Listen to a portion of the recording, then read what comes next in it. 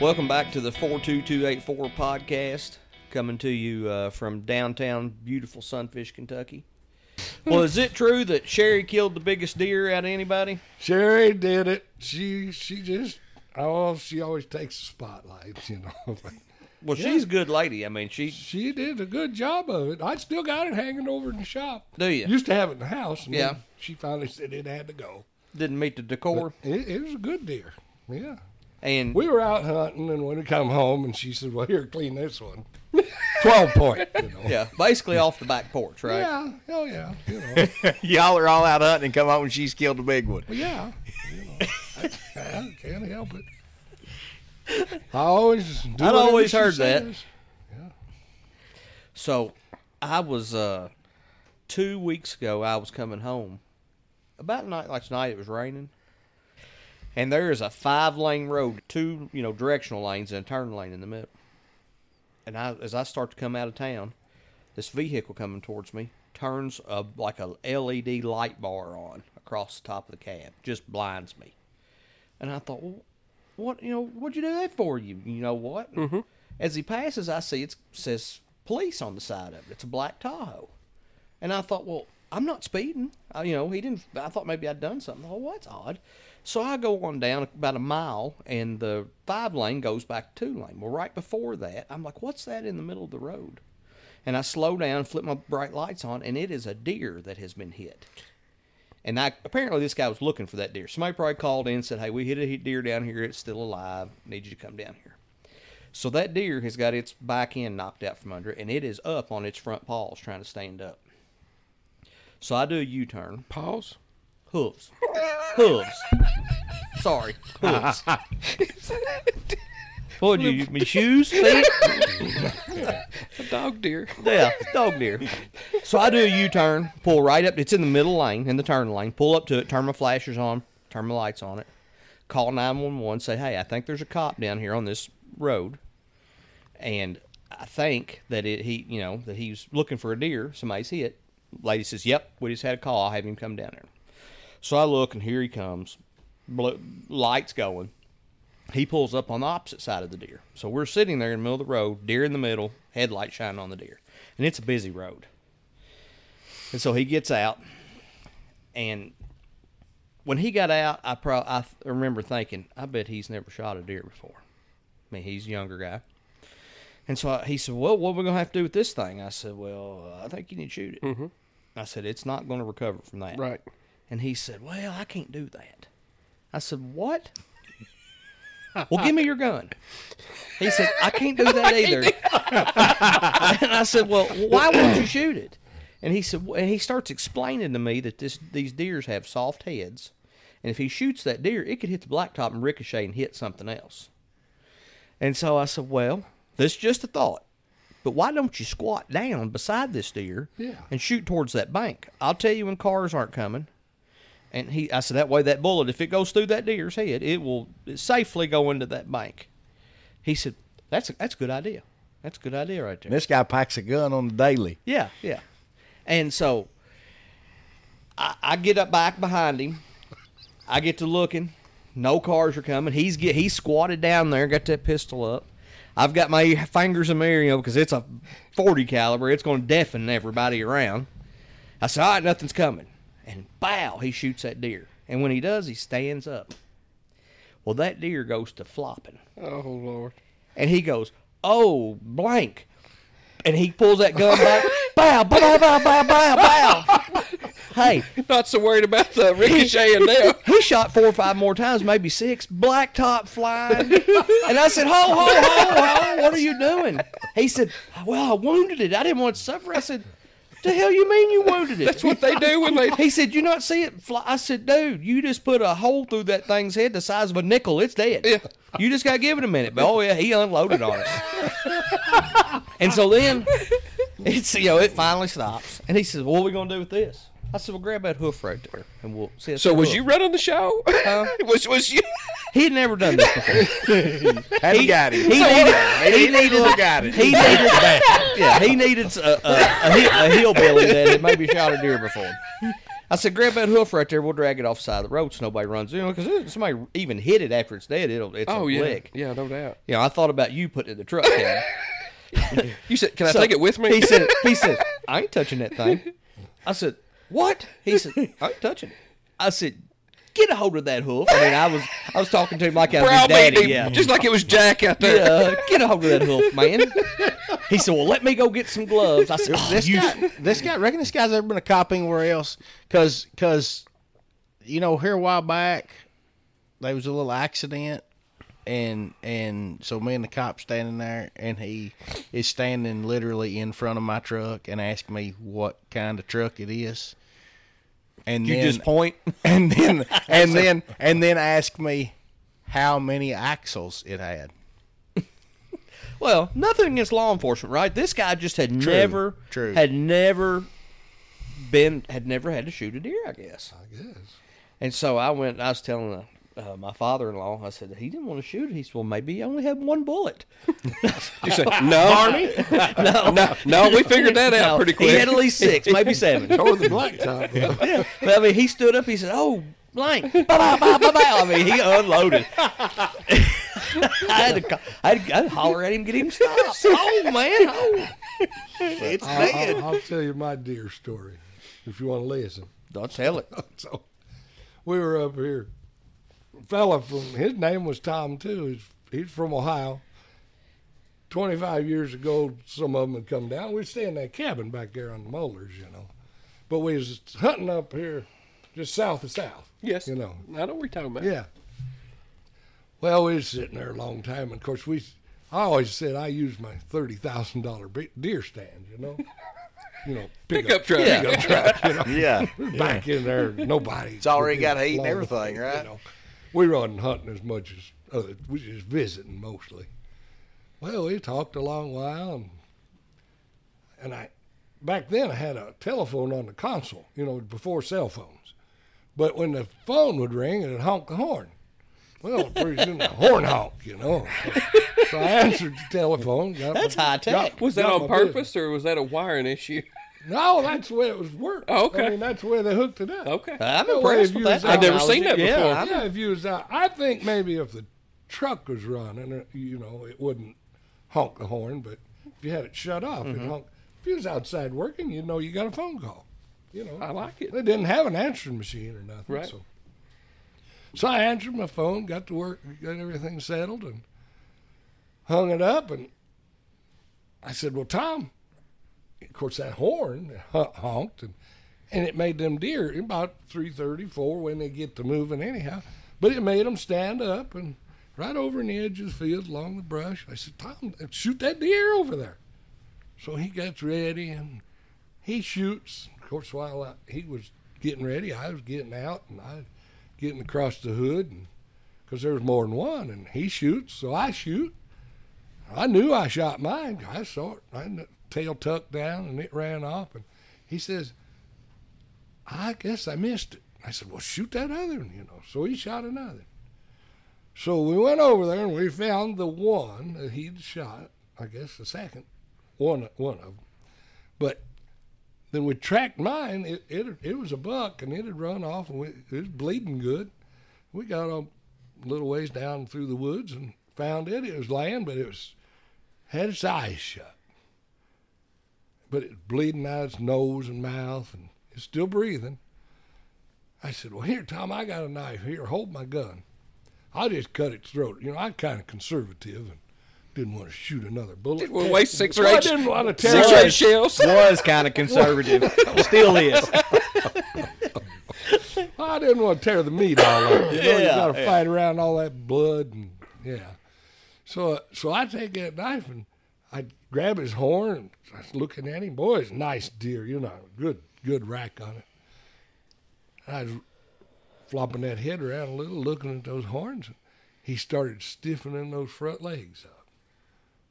And I just kind of held on to him for a little bit, and he just come to life and kaboom, right flat into me. Knocked me down against about an inch tree, and we broke it off, and he spinned around.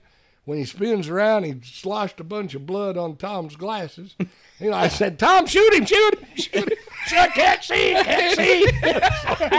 Shoot in here amongst us. One of us got to have some relief. So we both standing there. I had a broken back. And the deer goes down over the hill. Gone. Really? Never saw it again. But I think Jimmy Harden found it later. Yeah. Found the rack. Yeah. But we went back and got the one that Tom had shot. And then 3 or 4 days later, you know, everybody went home from hunting. I was over there and I noticed some buzzards flying around. So I went over to see what they. Here he must have shot the first one, or else a bullet went through mine and got another, but there was another deer there. Really? So we shot 3 deer and got one and a broken back. It broke your back. Well, it broke a rib. Really? Oh, yeah. And ruined his glasses full of blood. Do you remember that one that stood up in the back of the truck that night? Uh-huh. You Oh, yeah. remember it? Yeah. We got somewhere and we had one in the back of the truck, and we got to where we were going, and that thing was tied, had its head tied to the side of the truck, standing up in the truck. I heard a guy tell about having one in the trunk of a car one time. Said he got thrashing around. He said they stopped and raised the trunk up and said, "Old boy shot 3 slugs at it and missed it all 3 shots, and it jumped out the truck and run off, and he'd shot 3 holes in the back of the car." I saw when I was working at the slaughterhouse, I saw some guys brought one in the back of the trunk up there and popped the trunk. Winston shot it before it got up in the back of the 22. So I was working at that house across the road from the Stone House. The septic tank had messed up on it, and the guy who owned it said, "You know where the septic tank is for that house?" And I said, "No, but I'll find it for you." So I take a probe over there, and it was deer season, gun season. I'm in that backyard with that probe, and I had baled hay and just set it right in the edge of the field, 30 foot behind me. And I was probing the ground. I got to watching that hay, and I thought, that hay's on fire. I walk over and walk around, and Ray Bays was sitting on the other side of that round hay smoking a cigarette, had a gun. I said, "Ray, what are you doing?" He said, "Would you get out of here? I'm deer hunting." I said, "You ain't deer hunting." "Yes, I am. I've been here all afternoon." I said, "Well, I'm right here in this yard. Don't shoot towards me." Okay, I thought, he ain't going to see a deer. I go back over there. It wasn't 5 minutes. I'm probing that ground, and I had my back to him, and boom! I mean, about caused me to have a heart attack.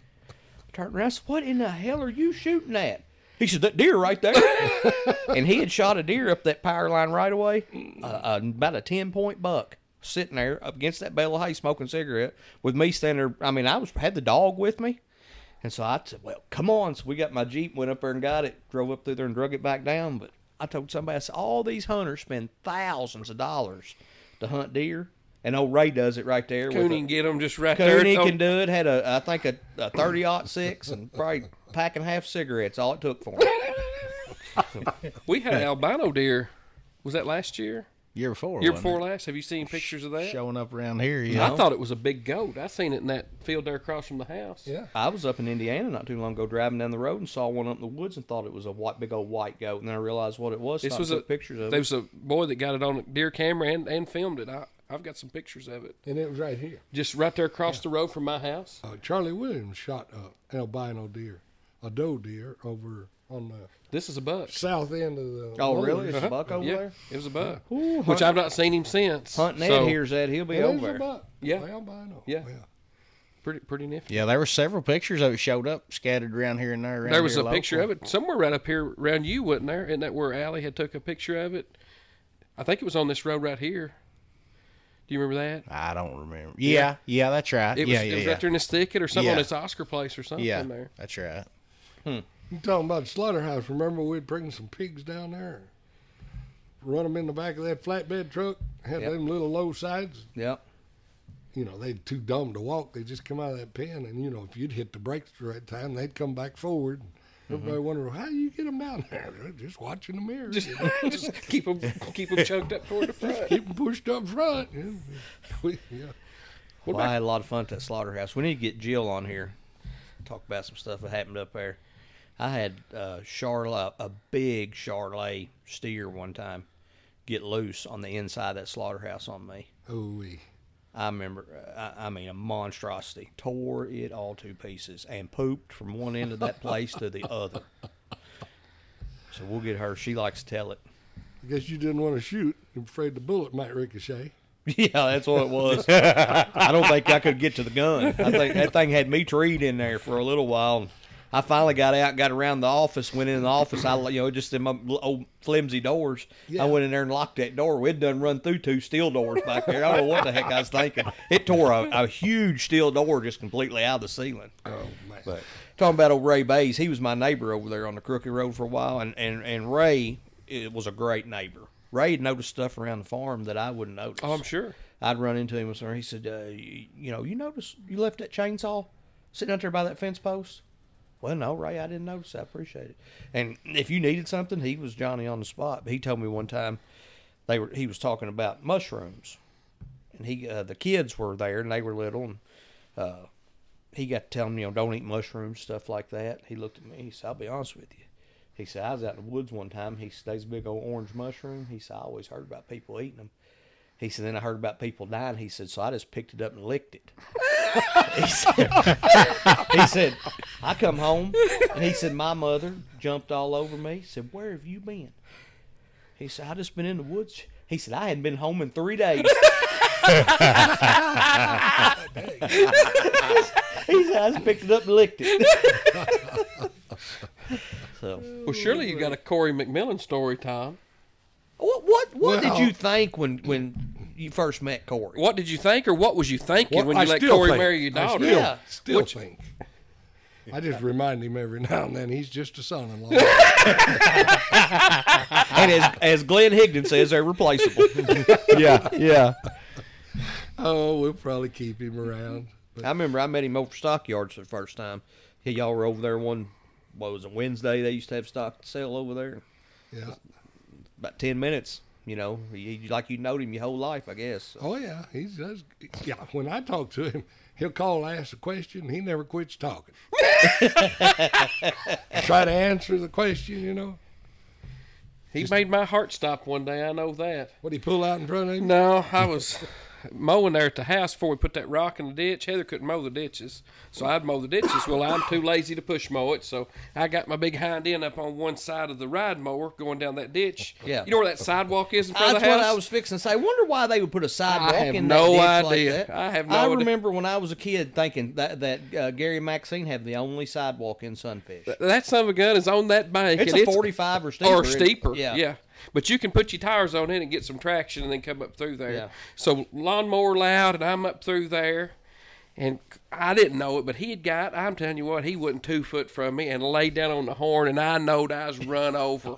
And I left mower and all, headed up into the yard, plumb off of it. And I look back, if I'd have had a rock or something like that on them side, oh my goodness, of course, he died laughing. Oh, he goes on, but he was plumb down in the yeah. ditch with me. Oh, scared me.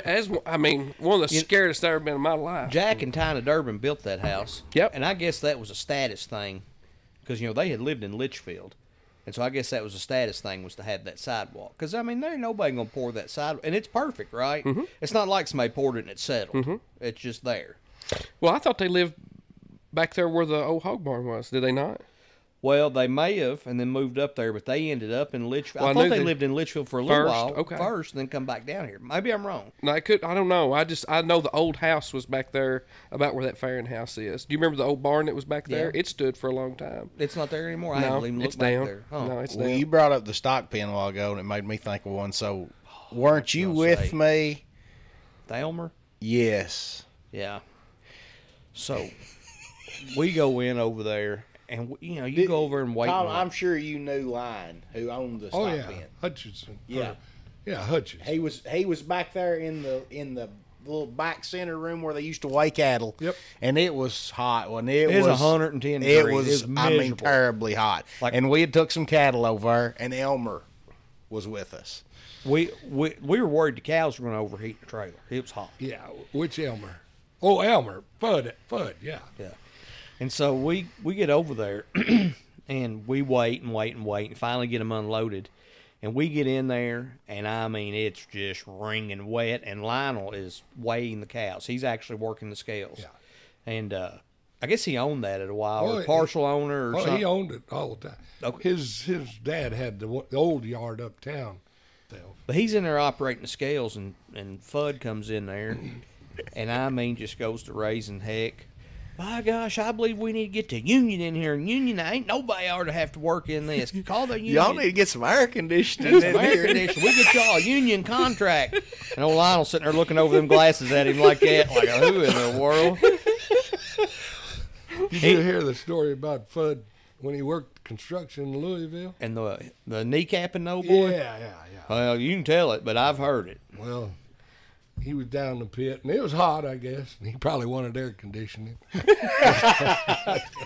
He was wrecking forms off in a pit. About, his eyeballs was just a little, about knee high, the guy. That's up on the regular ground.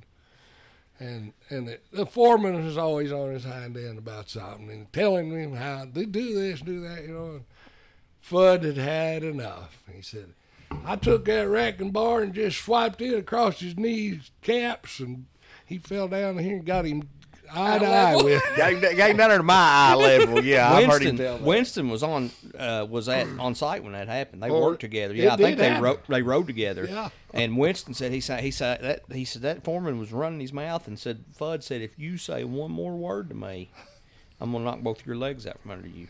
Oh, give him a warning. Yeah, and he said, old boy went to my island and said, Winston said, one swipe with a crowbar. Bye-bye. I got both, and said, like you said, old boy fell down. And Elmer said, I ain't going to say all he said here. We're trying to keep it G-right. But he said, I told you. But Got him Winston right said eye. he was a worker on the job site. He said, if he told you he's going to do something, he would do it. Yeah, you better look You out. better be on his side.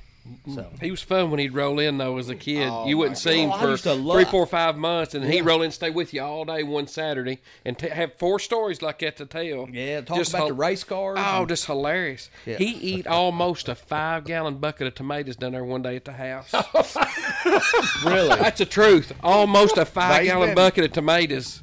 And, of course, you know what that done to him. Oh yeah. He was supposed to come back the next day, and he didn't show up till like that evening. They said, "Where you been?" And he told us in detail why he What was not what able. them 5 gallons of tomatoes have done? You know how long it takes 5 gallons to work through it? Pretty quick, according to him that night. I don't know. Maybe it's exponential. The more you put in, the faster it works. I can remember him showing up at the shop several times and eating supper with us and even spending the night. I mean, Yeah, he was. There were people in this community that honestly I had no idea where he lived at the time, and they would just show up. Dad had friends that roll in here and just show up, and they may stay a weekend or may stay a night or they may stay a month. You never know, but that's just how it was then. If today, if I need to spend a night with one of you all, I'd probably sleep in my truck before I come. even ask. Yeah, ask. It's just a different world. Yeah, but back then, That was the norm, wasn't it? You was hospitable, Yeah. Get a long way to home, you just stay here tonight. Yeah. Yeah, Elmer, he was fun. He was always into the race cars, and of course I liked the old muscle cars, and still do. And he'd stop down there at the store, and I had that Camaro at the time. I he'd remember your sit- Camaro. He'd sit and tell me stuff, and I just loved to live Sure. it, Then you get to go see some pictures sometime, or see a few of the old cars or something. But yeah, Elmer, He's he got was- to be a pretty good crock pot cooker too, didn't he, Bub? yeah, that time we was out there. He said he had a crock This pot. is what he was living down here full time. Then. Yeah, he had a crock pot sitting there and it had boiled over and By the somebody was recliner, by the recliner. Sitting there right by his recliner. And somebody's cleaning it up, and what in the world is in this? And he said, chicken livers. He looked at me, he said, you ever had chicken livers in the crock pot? I said, no. He said, they're good. You want one? Woo-wee. Oh Yeah, my tomatoes mixed in with it. Do you remember John A. and all the Bushmill whiskey? Do you remember he had Bushmill whiskey stashed everywhere? Charles Bush, way I understood, Charles Bush was working somewhere that they were like a distributor for them, and Charles got to sliding them cases of whiskey. Yeah, out. yeah. I remember a little, but I didn't know what it was. Exactly. Golly, what it Charles was. Bush. I seen him. Of course, his wife would always come down and she would cook rabbit and biscuits and gravy Oh, and she's a fried great taters cook, there yeah. at Charlie's. Yeah. They'd always have a big bunch of rabbit, and they'd have the office feast there was. And he had sat there, and ain't no telling how much of that he had eat, and everybody had eat. Well, everybody had eat so much of it, nobody wanted anything else, and there was a pecan pie there. and there was one slice gone out of it. And I think, if I'm not mistaken, he had ate the one slice, and he's sitting there, and he said, "Well, is anybody else going to eat any of this pie?" "No, ain't nobody wants it." "Scooted on over here." He sit there and eat that whole pecan Eat the rest pie. of it. Would you ever look at his belly? Yeah. It would fit. Well, he got to bringing that Bushmill whiskey down here and selling it to John A. And John A. had that stuff when we were younger. It was stuck in every drawer and every cabinet in the house. And that's the first liquor I ever took a drink of. Was, it looks great in the bottle. Boy, that stuff hits you about right here. Which was worse, it or what was it y'all used to buy off the road? Corn cob wine? Or? Well, we'll talk about that in a minute. I forgot about that.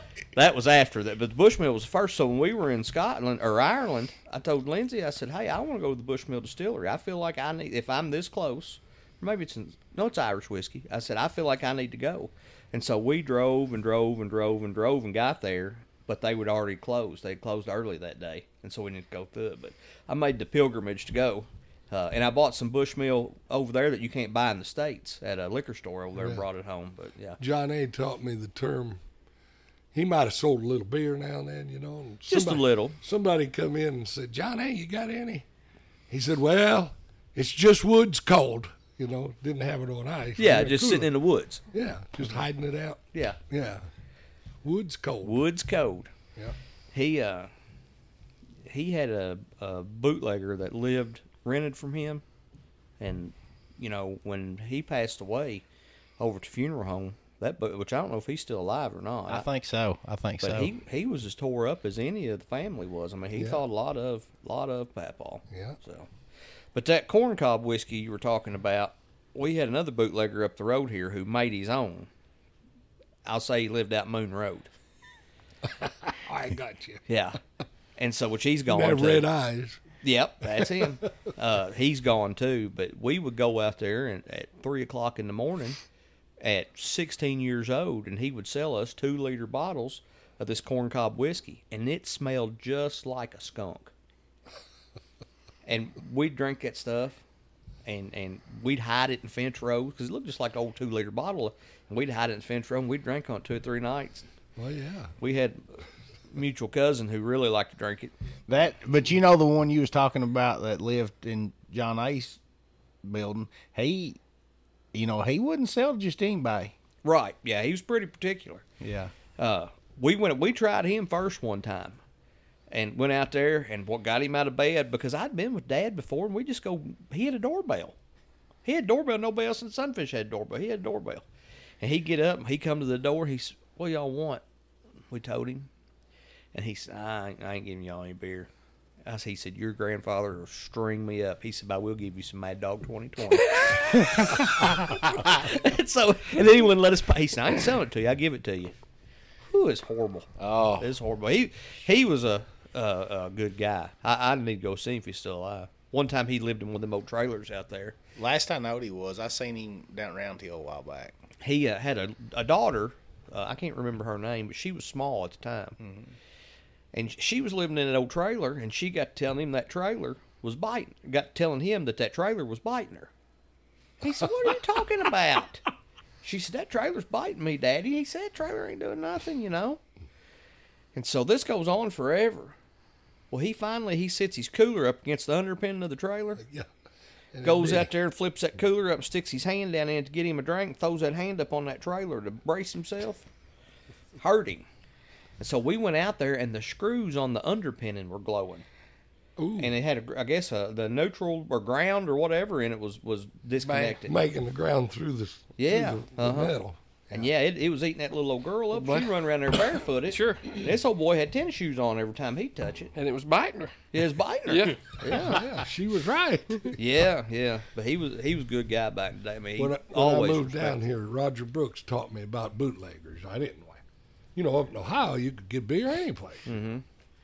But here you get it down there. He said, and that's when I started learning the accent. Roger said, "Oh, yeah, he's got a bale and everything." A bale. I thought a bale of hay. What's he doing? Hiding it in a bale of hay? But no, you drive in across the rubber hose. They had a a service station bell, dinghy bell, didn't A they? bell, Drive not a through. bale. Yeah. But yeah, I don't know. I mean, you can drive basically in any county outside of Edmondson now, I guess, get alcohol, can't you? I think we're about the only ones around. Yeah. So I'd say that's drove the bootleggers out of business, I would guess. I'd say. Yeah. That's a thing of the past. What about the radio station, Bub? Was you going to Oh get yeah. what- We need to hear about the radio station in Big Reedy. Well, I don't know much about it, Well, you but know a little bit. I'll tell everything I know, and it's not much, but it'll be the truth because I was told so. Wendy told me about it. They would, now this is true story. They'd tune in every Saturday afternoon. Where was think it so. first, Tom? Was it there on 185? I don't know. E.G. Nash Road, right across from Evelyn's. Well, you know, what- Right I in don't. there. But I did don't- it front 185, or was it just there across from I think Evelyn's it was house? just there across. Oh, they didn't from, have I a think. sign up or anything. Right, but I think Was it it just was a house? Was a there. guy of his house? A Or? guy at his house. I'm not sure which road, but just down right there at Round Hill. Wendy could tell us. He knowed the guy. But because everybody around here would start tuning in, they'd start up a certain time of the day on Saturday afternoon. And they'd play music and talk a little like this, you know. But they didn't have Johnny, not Cash, but Johnny, who's the talk show guy? Johnny Carson? Carson.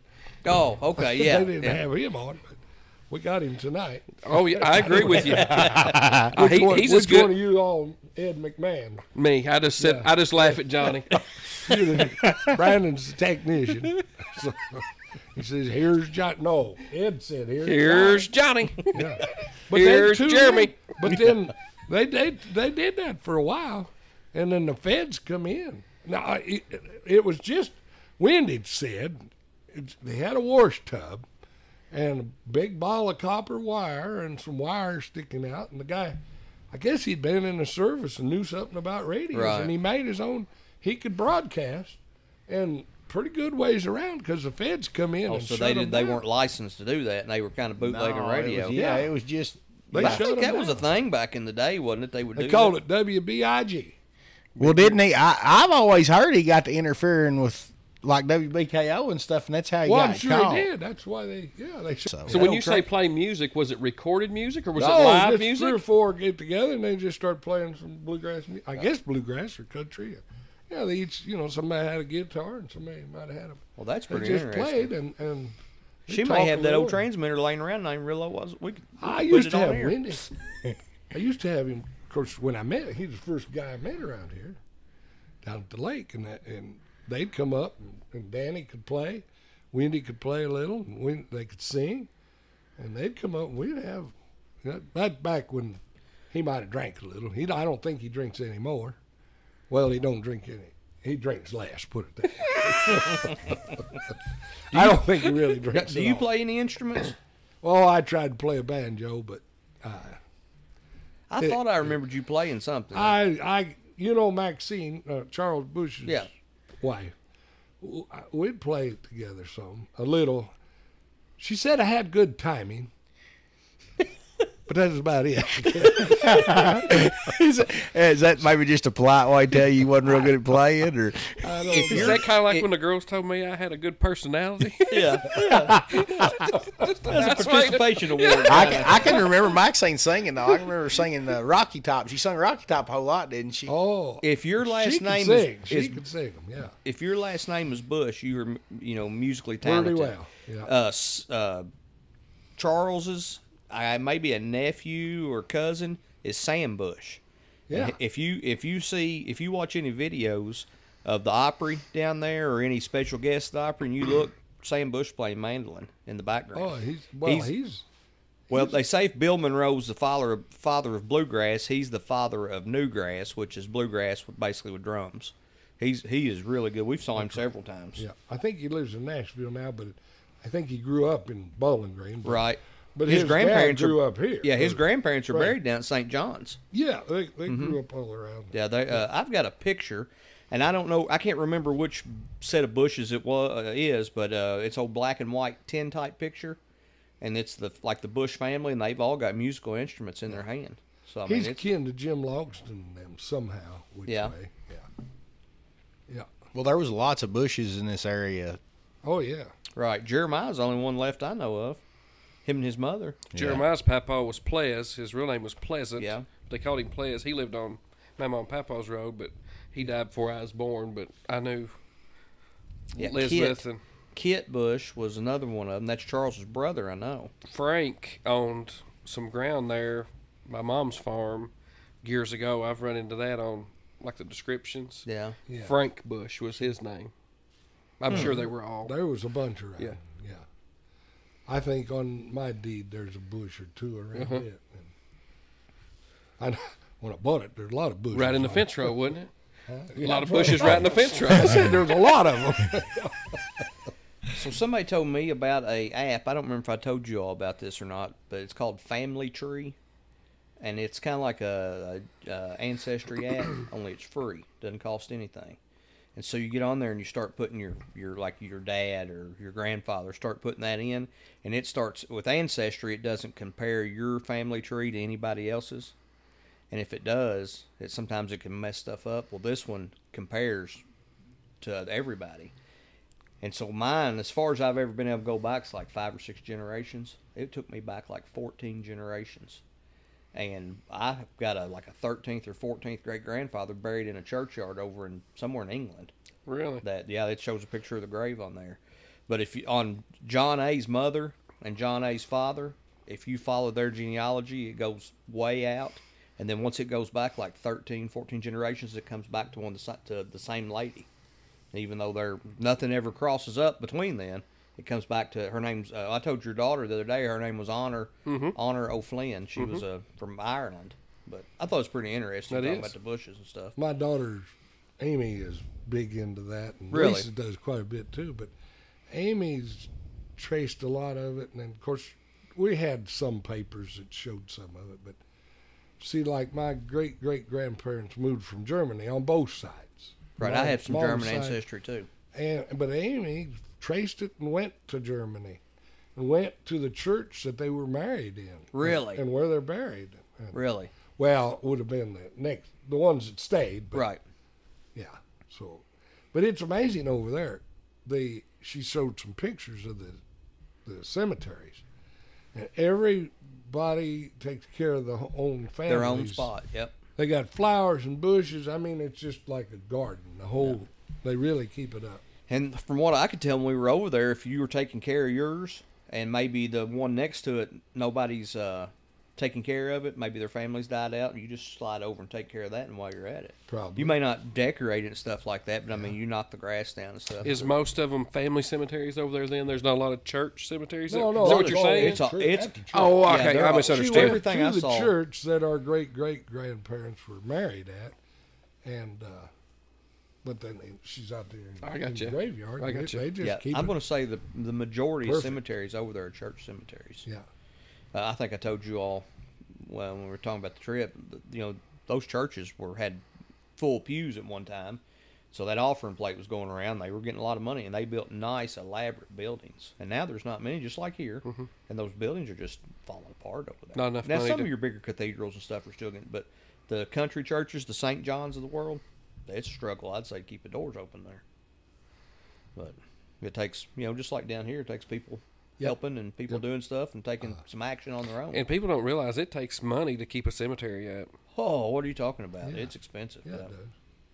Something they've been doing at St. John's, there's people donating stuff to that, but I noticed you all been replacing some of the old stones Yeah. that are just, deteriorating beyond Just repair. do a little every year, and it gets to looking better and better. Right. And Martha kind of started it, but then Annie Durbin helped take it over, and she probably one that really spurred the cemetery. Yeah, fund. Annie's family really took a Yeah. shine to the cemetery. Right. Several generations of them. And I guess you still got one or two of her kids on the cemetery board, right? Yeah, Ray yeah. and Mary, or not Ray, Joe? Joe. Joe and Mary Lou. and Yeah, and Paula was doing some of it there at one time. they got my name on it, but Yeah, I see your helped name on there. But Well, I mean, whatever. it takes a team to keep that thing Yeah, going. somebody needs to be looking at it some. Yep. The church looks good every time you go down there. So. Well, you got anything else? I think it'll about wrap it up. Yeah. Tom, we appreciate you coming up. Well, just always good to talk with you boys. Hey, you've been a If we can big get you to influence. listen a little, it'd be all right. We listen a little. We listen Some- a lot. Sometimes, I think I'm not a very good teacher.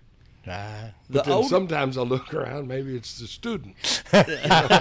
Well, and sometimes it just takes a little while to sink in, Tom. Yeah. Well, that yeah. could be. the older we get, the more we listen to, Hey, right? the That's smarter it. he's getting older, I guess. You're right. Yeah.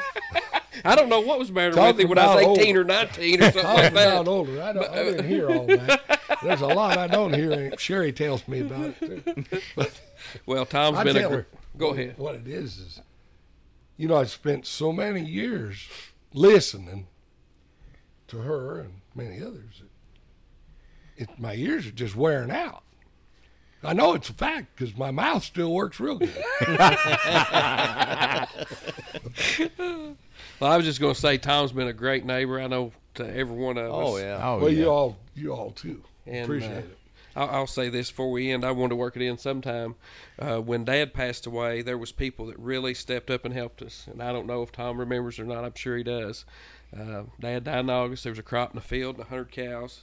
And one of the first people to come up was Tom. And I don't want to start naming people because I'll leave some people out. But, Robert would come up and run the combine, and Tom and Jim pulled gravity wagons, brought his own gravity wagons up and pulled them, and Dale Oxton and this and that. And so I've never forgot that, Tom. And I want you to know I appreciate that. And Well, that's just and what we need to that's do what sometimes. that's what neighbors do, and Yeah. that's why Yeah. I know we said it, and I don't want to belabor the point, but I love the community I live in, and I love the people in my Oh yeah. community. This is great. Because when something, and it don't take tragedy. I mean, Tom's been there when there's not tragedy, but when there is, they show up. Yep. And they show up in Yep. a big way, and so I appreciate it. I always have appreciated your friendship. You need anything, holler. I know. Same way to you. Well, sure, I know that. It's good to know y'all, and it's good to do this. If we don't get out and talk a little, we don't have no neighbors. Right. That's it. You heard about the old boy that moved into a community, and he talking to some old man, and the boy said, I believe I'm going to like this community pretty good. He said, over at the other place I just left, he said, I didn't have no neighbors over there. And the old man looked at him and said, well, you probably won't hear either. Well, A lot of truth in if that. you don't stick your hand out, Yeah. Well, uh, I sold a farm to somebody from way out of state here, and I told him, I brought him down to the church and introduced him and his wife, and I told him, I said, hey, because he told me, he said, I wanted to be somewhere where I could like my neighbors. And I told him, I said, well, I'm going to tell you what, everybody knows everybody around here. You ever make one of them mad, you're going to have a uphill battle. It didn't take him about 2 months. He done had them all mad. He's not living here anymore. is that right? Yeah. But it was probably better he moved off Yeah. anyhow. But Well, here's what I love. You said neighbors, and you talk to people that live in a city type thing or apartment building or whatever. Their neighbors, the people who are across the hall or the next door or whatever it is. Yeah. Our neighbors right here are. I've never lived close to you. I mean, when you live down on 185, Yeah. what are we, 5 miles from there or Yeah. something from my house? Yeah. And now I live closer to you than I ever have. I can see you up on the hill, but we're still mile or mile and a half away, I guess, or something like that. we're still neighbors. That's my neighbor, though. Still neighbors. Yeah. You live in Dixon, Kentucky. Yeah. You're my neighbor. Yeah. That's right. So that's what I love about here. It ain't the guy that you can see right up the road or whatever. We're all neighbors, and it's a mindset more than Yeah. it is anything. I know the guy that you're talking about. I know why he didn't stay. Yeah. If you want to get friends, show yourself friendly. Yes. Yes. So I don't think that he done that He did not. very well. He did not. He did. I met him. And it was just a culture thing where he was from. New That's how Jersey. they- He's from New Jersey. Yeah, that's how they are. I Yep. mean, or not, I ain't gonna say they're all like that, Yeah. but that's just how they operate up there. Is they're protective of what they got. And somebody tiptoes over the line a little bit, they don't understand that it's an imaginary line. Well, when he built his new house, I met him. Yeah. And the first thing, he found out I was from Brownsville from the courthouse. All he wanted to tell me about is all these dogs that was running over here on his place. And so I'm sitting there listening. I'm waiting for the trouble, And well, how do I get rid of that? I don't know. You don't live here. If you don't want some dogs to show up every now and again, you don't live here because that's just what's going to happen. What about them barking all hours of the night? Yeah, there's probably a rabbit running through or a squirrel in the tree, or they seen something. Yeah, as long or- as they're not doing damage or something, that's just part of That's- it. that's- I used to go to Ohio, and I'd call home and Sherry, see how everything was, and I'd stay up there for a week. She said, "Well, I don't know. There's a bunch of wild dogs outside." She said, "They're just howling and barking," and I said, "Well, are they mad? And she said, well, 2 of them's not.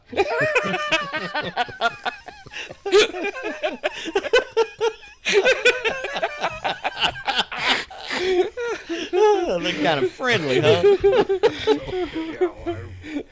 I guess everybody left. I don't know. Had some more later. It works out. Yeah, it'll work out. Everything will work out all right. Oh, man. All right, everybody. Thanks for listening. See y'all.